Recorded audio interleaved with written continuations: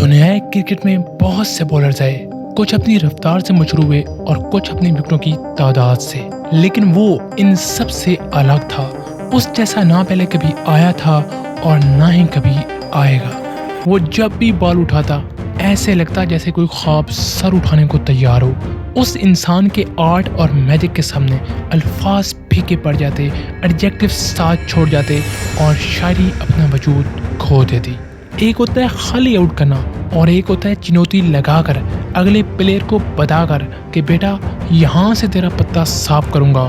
और वो सिर्फ कहता नहीं बल्कि करके दिखाता था। और जब उसे किसी ने कहा अबे एक दो प्लेयर्स को आउट करके खुद को डाउन समझने लगा है क्या, तो वो आगे से कहता बेटा अपन ने जिस को आउट किया वो सब के सब डाउन ही थे। वो सचिन, सहवाग, लक्ष्मण और ड्राविड को अपनी उंगलियों पर न जाता, केपी, संगा, एबी और पॉन्टिंग को टेल एंडर्स समझकर भगाता। जो आत्मविश्वास आज बुमराह को अपनी बॉलिंग पर होता है कि सामने जो मर्जी बैटर हो मुझे घंटा फर्क नहीं पड़ता, यही कॉन्फिडेंस उसे अपने ज़माने में खुद पर होता था। उसके जादू से हैं सब वाकिफ। नाम है उसका मोहम्मद आसिफ। आप किसी भी क्रिकेट के दीवाने से पूछो, उसका बस एक ही ख्वाब होगा, मुंबई की पिच हो या कराची की, सिडनी हो या टर्बन, वेलिंगटन हो या लॉर्ड्स, सामने वेव का वकार हो, विराट का जलाल या सचिन का सवाल, आगे बस मोहम्मद आसिफ हो, क्रिकेट बॉल उसके हाथ में हो और वो उन्हें बताकर, खिलाकर और रुलाकर आउट ना करे। ऐसा हो नहीं सकता, क्योंकि बात जब सीम और स्विंग की हो तो उसके सामने क्या मैकग्राफ और क्या शीन बॉन्ड, क्या एंडरसन और क्या स्टेन। लेकिन फिर ऐसा क्या हुआ कि कल तक जो बैटर्स के ख्वाबों में आता था आज वो किसी के दिल में भी नहीं आता। जो अपने दौर में क्रिकेट की सुर्खियों का तारा होता था आज वो एक नाकाम सितारा बनकर रह गया। तो आइए जानते हैं आज किस वीडियो में स्विंग और सीम की दुनिया के बेताज बादशाह समझे जाने वाले मोहम्मद आसिफ की हीरो से जीरो बनने की कहानी। मोहम्मद आसिफ पर आप में से बहुत से लोगों ने बहुत सी वीडियोस देखी होंगी। हर कोई उन्हें बेस्ट सीमर और ग्रेट कहता है, लेकिन आज तक किसी ने ये नहीं बताया क्या चीज़ उन्हें ग्रेट बनाती है। आखिर उनके पास ऐसा कौन सा मैजिक था जो उन्हें मैजिशियन बनाता। लेकिन इस वीडियो में आई प्रॉमिस मैं आपको उनके एक्शन से लेकर उनकी गेम प्लानिंग, स्ट्रेटजीज और टैक्टिक्स तक हर चीज़ को डेप्थ और क्लैरिटी के साथ बताऊंगा। तो प्लीज़ वीडियो को एंड तक लाजमी देखेगा और जहां पर भी आपको वीडियो बोरिंग लगे आप बिल्कुल भी चैनल को लाइक और सब्सक्राइब ना कीजिएगा। तो चलिए अभी बढ़ते हैं अपनी वीडियो की तरफ। साल था 1996। शेखुपुरा के एक छोटे से गांव में दो दोस्त टीवी पर पाकिस्तान ऑस्ट्रेलिया का मैच देख रहे थे। तो वो 15 साल लड़का अपने दोस्त से बोला, देखना एक दिन मैं भी पाकिस्तान के लिए इसी ग्राउंड पर खेलूंगा।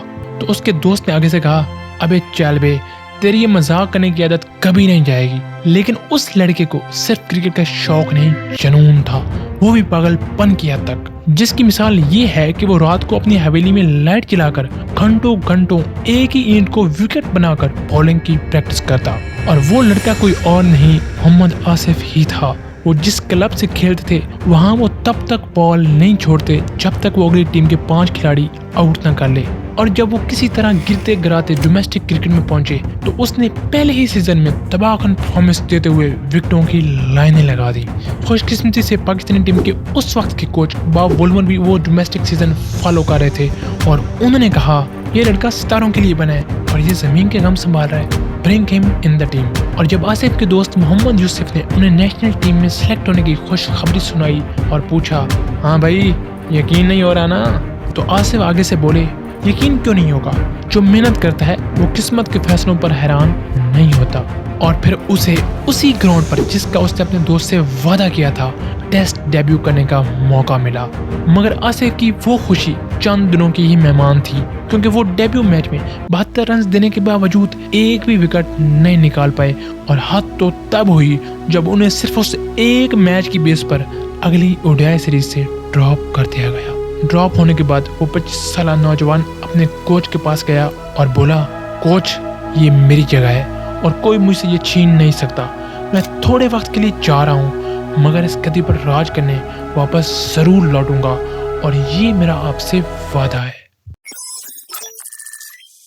और फिर ठीक 1 साल बाद उसे कराची टेस्ट में इंडिया के खिलाफ कम बैक करने का मौका मिला। स्टेज सेट था और सबको इंतजार था अब उसके जलवे का।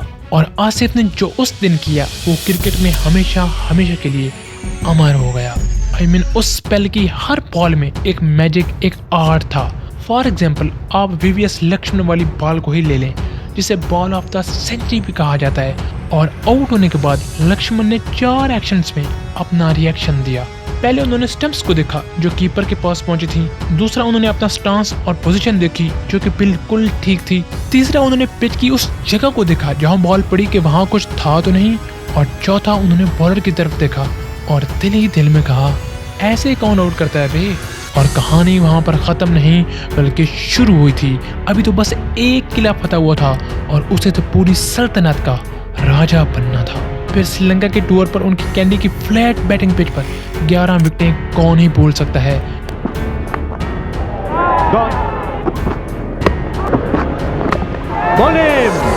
फिर सिडनी की परफॉर्मेंस हो या डरबन की, ओवल हो या वेलिंगटन, वो जहां भी जाते अपनी छाप छोड़ाते। और इस दौरान उन्होंने सिर्फ 9 मैचों में 51 विकेटें हासिल की। बैट्समैन उनसे घबराते थे क्योंकि आसिफ उन्हें नचाते थे। तो अब सवाल आता है कि क्या आसिफ वाकई ग्रेटेस्ट बॉलर बन सकता था? तो आप लोग कहेंगे बस कर दे मेरे भाई, टेस्ट में 100 और ओडीआईज में सिर्फ 50 विकेट सारी हैं इसकी। बट द थिंग इज आप कुछ प्लेयर्स को उनके स्टैट्स पर कभी भी जज नहीं कर सकते।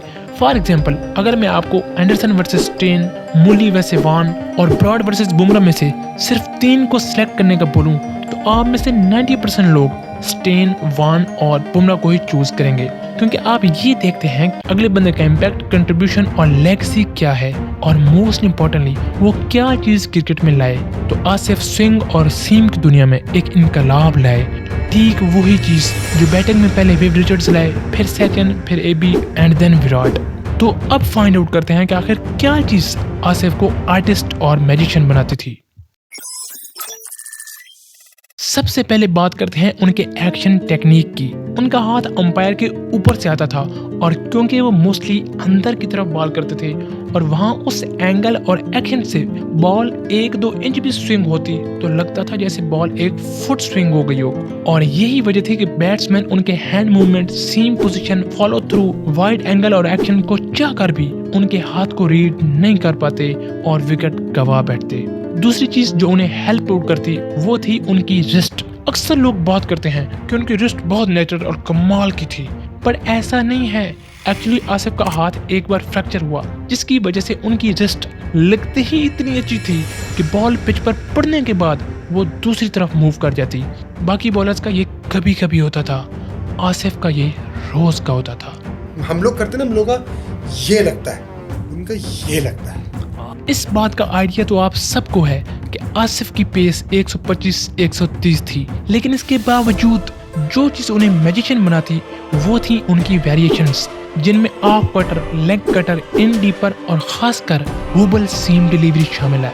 आसिफ की इस डिलीवरी का मैजिक ये था कि बेचारा बैट्समैन तो दूर, बाज दफा आसिफ को खुद भी आइडिया नहीं होता था कि बॉल पड़ने के बाद आउट स्विंग होगी, इन स्विंग या स्ट्रेट जाएगी। और इस कंफ्यूजन में 1-2 नहीं कई बार बैटर्स ने बॉल लीव की और बोल्ड हो गए। इसके बाद आसिफ बैट्समैन को फ्रंट फुट और बैक फुट के बजाय इसके बीच वाली लेंथ पर विकेटों में बॉलिंग करते ताकि बैटर्स को बोल्ड, एलबीडब्ल्यू और काट बिहाइंड करने का मौका मिले। और इसके लिए उन्हें अपनी लाइन और लेंथ और अपनी मसल मेमोरी पर इस कदर कंट्रोल और कमांड थी कि जैसे उन्होंने इस चीज पर पीएचडी का थीसिस कर रखा हो।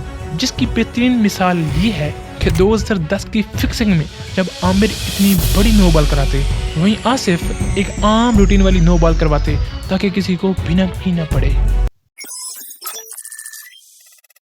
दूसरी चीज जो आसिफ को ग्रेट से ग्रेटेस्ट बनाती है वो था उनका टैक्टिकली स्ट्रांग होना। वो बैट्समैन के माइंडसेट, डिफेंस, टेक्निक और टेम्परामेंट को चैलेंज करते। उन्हें अपना गेम प्लान बहुत क्लियर होता था कि मैंने किस प्लेयर को कब, कहां और कौन सा शॉट खिलवाना है। फॉर एग्जाम्पल वो जानते थे कि सहवाग को मैंने कभी भी कट और पुल नहीं खिलाना, पीटरसन को हमेशा इन स्विंगर पर रखना है और गंगोली को शॉर्ट बॉल पर। इसकी एक बेहतरीन मिसाल ये है कि 2007 आईपीएल के दौरान आसिफ पहला ओवर करवाने आए और आगे से एडम गिलक्रिस्ट ने उन्हें एक बढ़िया सिक्स जड़ दिया। तो आसिफ जब अपने रनअप की तरफ वापस जा रहे थे तो सोच रहे थे कि इसको अगली बॉल कहां पर करवाऊं। शॉट की तो पुल करेगा, रोम दिया तो कट खेलेगा। तो फिर उनकी शातिर दिमाग ने उनसे ये कहा, भाई तेरी लाइन और लेंथ ठीक थी, उसने बॉल पिक अच्छी की। बस फिर क्या था, आसिफ ने वही बॉल उसी लाइन और लेंथ पर दोबारा करने का फैसला किया and guess what, Gilchrist clean bowled. वो कहते थे कि मुझे बुरा लगता था कि अगर कोई बैट्समैन मेरे प्लान सेट करने से पहले ही आउट हो जाता, क्योंकि जो मजा दाना फेंक कर शिकार करने में है उसका कोई जोड़ नहीं। इसी तरह आपने अक्सर बॉलर्स को ये कहते सुना होगा, बॉल उतनी स्विंग नहीं हुई, लेकिन आसिफ का उलट था।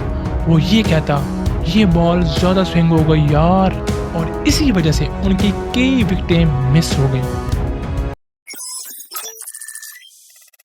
जितनी माइंड गेम्स मनी हाइस्ट के प्रोफेसर और प्रिजन ब्रेक के माइकल स्कोफील्ड ने खेली, सेम वही गेम्स आसिफ बैटर्स के साथ खेलता। उनके बकौल केविन पीटरसन को तो वो रात को ही आउट करके सोते थे कि ये विकेट तो पक्की है, बाकियों को देख लूंगा। वैसे तो हर बॉल उनके प्लान का हिस्सा होती, चाहे उन्हें बाउंड्री लगती या सिंगल होता, लेकिन बाज मौकों पर उनकी ईगो और अंदर का जानवर जाग जाता और वो सिर्फ बैट्समैन को बेइज्जत करने के लिए उसके पीछे पड़ जाते। फॉर एग्जाम्पल, कैंडी की उस बैटिंग पिच पर और उन हार्ड कंडीशंस में लंच से ठीक आधा घंटा पहले उन्होंने कुमार संगकारा को 4 ओवर्स मुसलसल आउट स्विंगर करवाए और फिर लंच ब्रेक की ठीक आखिरी बॉल उन्होंने इन स्विंगर की, जो संगकारा ने आउट स्विंगर समझकर लीव की, और भाई साहब क्लीन बोल्ड।